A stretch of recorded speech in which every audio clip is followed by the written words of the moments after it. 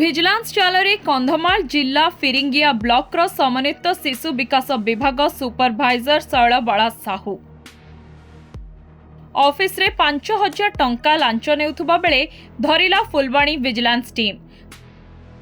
ସଲାଗୁଡ଼ା ପଞ୍ଚାୟତର ମୁଜା ଗ୍ରାମର ପ୍ରେମଶୀଳା କହରକୁ ଅଙ୍ଗନବାଡ଼ି କର୍ମୀ କରିବାକୁ ମାଗିଥିଲେ 10,000 ଟଙ୍କା ଲାଞ୍ଚ। ପ୍ରଥମେ 5,000 ଟଙ୍କା ନେଇଥିଲେ। ଏନେଇ ଫୁଲବାଣୀ ଦୁର୍ନୀତି ନିବାରଣ ବିଭାଗ ସହ ଯୋଗାଯୋଗ କରିଥିଲେ ପ୍ରେମଶୀଳା। ନିଜ ଅଫିସରେ ବାକି 5,000 ଟଙ୍କା ନେବା ବେଳେ ଫୁଲବାଣୀ ଦୁର୍ନୀତି ନିବାରଣ ବିଭାଗ ହାତରେ ଧରା ପଡ଼ିଛନ୍ତି। ଶୈଳବାଳା ସାହୁ ଆଗରୁ ମଧ୍ୟ କିଛି ଅଙ୍ଗନବାଡ଼ି କର୍ମଚାରୀଙ୍କଠାରୁ ପଇସା ନେବା ଅଭିଯୋଗ ରହିଛି।